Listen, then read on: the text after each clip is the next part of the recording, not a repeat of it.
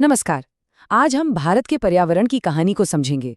एक ऐसी कहानी जो सीधे तौर पर हम लोगों से, हमारे बनाए प्रदूषण से और इससे बाहर निकलने के रास्तों से जुड़ी हुई है। ये सिर्फ कुछ तथ्य या आंकड़े नहीं है, बल्कि ये हमारी जिंदगी, हमारी नदियों और हमारे शहरों की एक गहरी पड़ताल है। चलिए शुरुआत एक तस्वीर से करते हैं जो शायद आपको चौंका दे। ये जो आप देख रहे हैं, ये कोई बर्फ से ढकी हुई खूबसूरत घाटी नहीं है। नहीं, ये नई दिल्ली के पास हमारी यमुना नदी है, जो जहरीले केमिकल वाले झाग से पूरी तरह ढकी हुई है। ये एक तस्वीर ही काफी है उस समस्या की गंभीरता को समझाने के लिए जिस पर हम आज बात करने वाले हैं। तो जब हम प्रदूषण या पोल्यूशन की बात करते हैं तो इसका असल में मतलब क्या होता है? बहुत ही आसान शब्दों में कहें तो इसका मतलब है हमारी रोजमर्रा की गतिविधियों से निकलने वाले हानिकारक पदार्थ जब हमारे पर्यावरण यानी हवा, पानी, मिट्टी में मिल जाते हैं। परिभाषा तो सीधी है, पर इसके असर, जैसा हमने अभी देखा, बहुत ही ज्यादा जटिल और खतरनाक है। ठीक है, तो चलिए इस समस्या को थोड़ा और खोलकर समझते हैं। देखिए, प्रदूषण का कोई एक चेहरा नहीं होता, इसके कई अलग अलग रूप हैं और ये हमारे पर्यावरण के हर एक हिस्से पर असर डालता है। तो एक एक करके प्रदूषण के इन अलग अलग रूपों को जानते हैं। सबसे पहले बात करते हैं वायु प्रदूषण की। Sulphur oxide, nitrogen oxide, carbon monoxide, ये सब जहरीली गैसें आती कहाँ से हैं? जवाब हमारे आसपास ही है।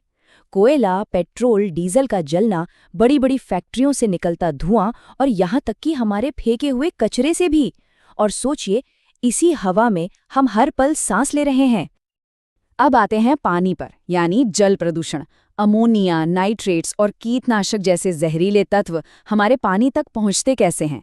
ये आते हैं हमारे घरों और शहरों के गंदे नालों से, फैक्ट्रियों के केमिकल वाले कचरे से और खेतों में इस्तेमाल होने वाले पेस्टिसाइड्स के साथ बहकर। और यही सब हमारी जीवन देने वाली नदियों को एक जहरीले नाले में बदल रहा है। और फिर है भूमि प्रदूषण। कीटनाशकों के बचे हुए अंश, हमारा फेंका हुआ कचरा, प्लास्टिक और फैक्ट्रियों का वेस्ट, ये सब मिलकर हमारी जमीन को बंजर बना रहे हैं, उसकी जान निकाल रहे हैं। जब हम कचरे को सही ढंग से ठिकाने नहीं लगाते तो इसका सीधा असर हमारी मिट्टी पर पड़ता है। और आखिर में है ध्वनि प्रदूषण, यानी शोर। हवाई जहाज, गाड़ियाँ, ट्रेनें, बड़ी बड़ी मशीनें, इनसे पैदा होने वाला शोर जब हमारी बर्दाश्त की हद पार कर जाता है तो ये सिर्फ कानों को परेशान नहीं करता, बल्कि हमारे शारीरिक और मानसिक स्वास्थ्य के लिए एक बहुत बड़ा खतरा बन जाता है।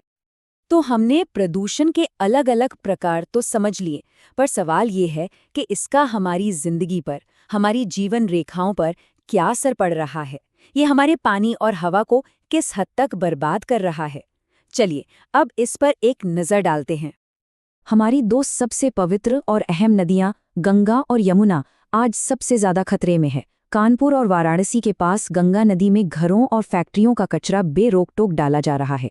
वहीं दिल्ली से चंबल तक यमुना नदी घरेलू गंदगी और खेती के केमिकल्स की वजह से लगभग एक मृत नदी बन चुकी है। और इस जहरीले पानी का हमारी सेहत पर क्या असर होता है? वर्ल्ड हेल्थ ऑर्गेनाइजेशन के मुताबिक भारत में फैलने वाली 1/4 बीमारियां सीधे तौर पर गंदे पानी की वजह से होती हैं। जरा सोचिए, हर 4 में से 1 बीमारी का कारण गंदा पानी है। ये आंकड़ा अपने आप में बहुत कुछ कहता है। पानी की ही तरह हमारी हवा भी जहर बनती जा रही है। सर्दियों में शहरों के ऊपर जो ये धुएं वाली धुंध छा जाती है ना, जिसे हम स्मॉग कहते हैं, वो असल में वायु प्रदूषण ही है। और ये हमारे फेफड़ों और सांस लेने की पूरी प्रक्रिया के लिए बेहद नुकसानदेह है। लेकिन ये कहानी सिर्फ हवा, पानी और जमीन की नहीं है। ये कहानी इंसानों से और भी गहराई से जुड़ी है। ये जुड़ी है हमारे पैदा किए हुए कचरे से, गांव से शहर की तरफ आते लोगों से, और उन झुग्गी बस्तियों की असलियत से जहां लाखों लोग रहते हैं। एक पल रुककर सोचिए, हम सब अपने घरों से हर रोज जो कचरा फेंकते हैं, वो आखिर जाता कहाँ है? ये एक बहुत बड़ा सवाल है जिसका सामना हमारे शहर हर दिन कर रहे हैं, और इसका जवाब अक्सर हमारी नज़रों से बहुत दूर किसी कूड़े के पहाड़ की शक्ल में होता है। शहरों में प्रदूषण और कचरे के ढेरों के बीच हमें कुछ कहानियां मिलती हैं उन लोगों की जो काम की तलाश में अपना घर-बार छोड़कर यहाँ आते हैं। रमेश, जो एक प्रवासी मजदूर है, उसकी कहानी भी कुछ ऐसी ही है। वो पैसे कमाने के लिए अपने परिवार, अपने लोगों से दूर रहने का दर्द सहता है। रमेश का सफर लाखों हिंदुस्तानियों का सफर है।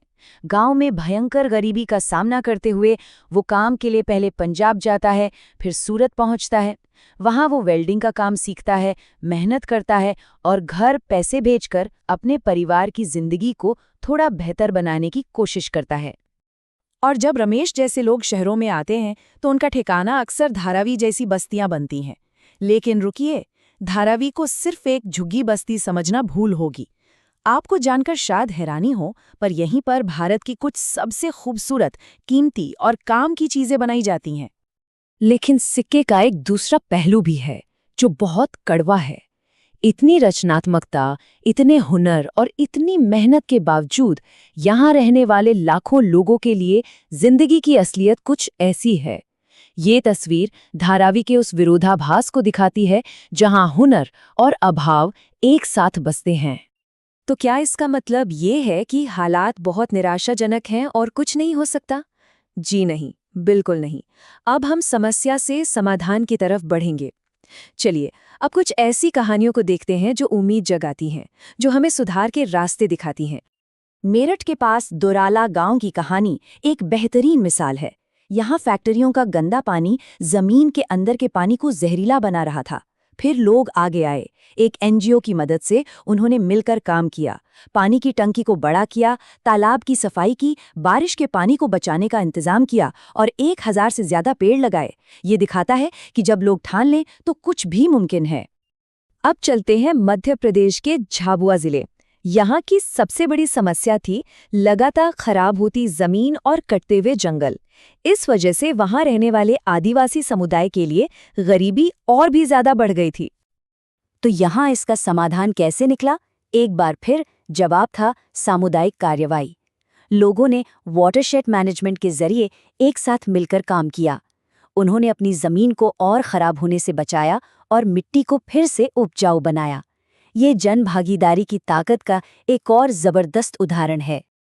तो दोराला और झाबुआ की कहानियां हमें एक सीधी सी बात सिखाती हैं। जब लोग एक साथ मिलकर कोशिश करते हैं तो बड़े से बड़ा बदलाव भी मुमकिन है। और ये हमें एक आखिरी और बहुत ज़रूरी सवाल पर लाकर खड़ा करता है। वो कौन सा एक छोटा सा कदम हो सकता है जो हम और आप मिलकर उठाएं, ताकि हमारे आसपास के पर्यावरण का कोई एक छोटा सा हिस्सा ही सही फिर से बेहतर हो सके? इस पर ज़रूर सोचिएगा।